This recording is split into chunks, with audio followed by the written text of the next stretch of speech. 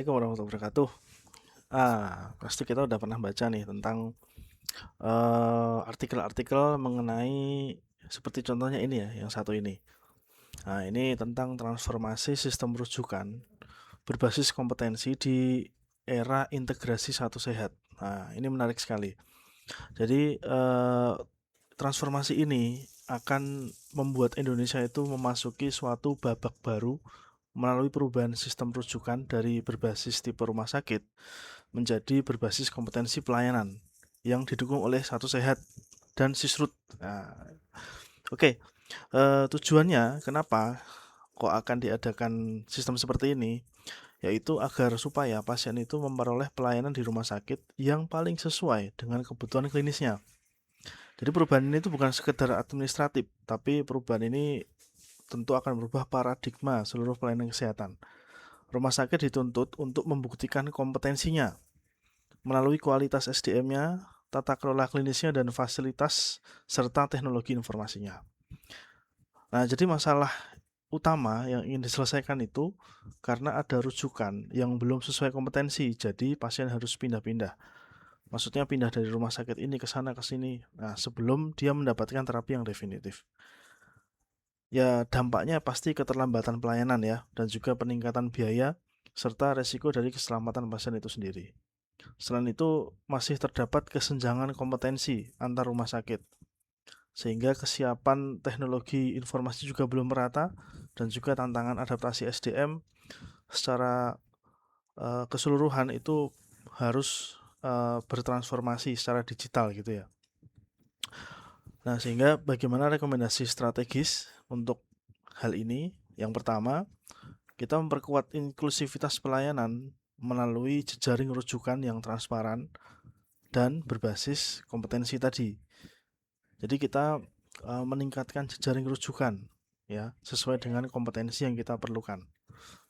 Yang kedua, kita harus mengembangkan pelayanan-pelayanan unggulan untuk Center of Excellence sesuai dengan potensi rumah sakit masing-masing. Yang ketiga, mengarahkan pembangunan infrastruktur pada fasilitas pelayanan kritis, misalkan pada pasien-pasien di ICU atau di IGD, bahkan mungkin sampai kamar operasi, CSSD, laboratorium, dan radiologi berdasarkan kebutuhan masyarakat tempat rumah sakit tersebut berada. Yang keempat, mempercepat transformasi digital. Nah, ini perlu diperhatikan karena sekarang kita sudah masuk era digital melalui sistem rekam medis yang elektronik, Satu Sehat, Sisrute, dashboard manajemen, dan sistem pendukung keputusan klinis agar pelayanan semakin cepat, efisien, dan berbasis data.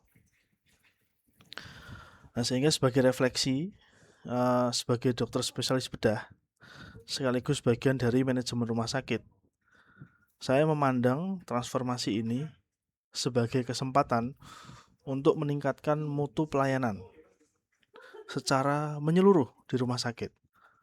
Karena dalam sehari-hari, saya melihat bahwa ketepatan rujukan seringkali menentukan keselamatan pasien.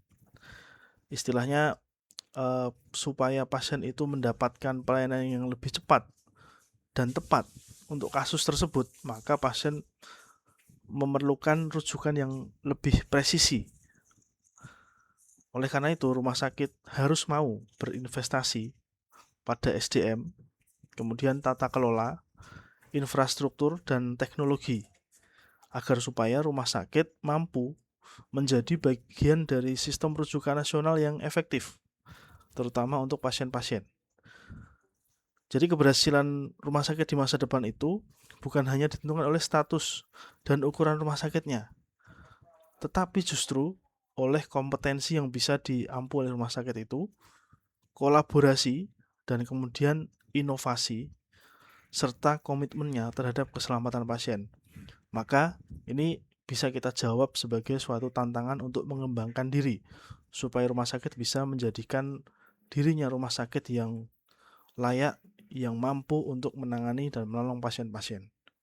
Sekian dari saya, terima kasih. Wabillahi taufiq wal hidayah. Wassalamualaikum warahmatullahi wabarakatuh.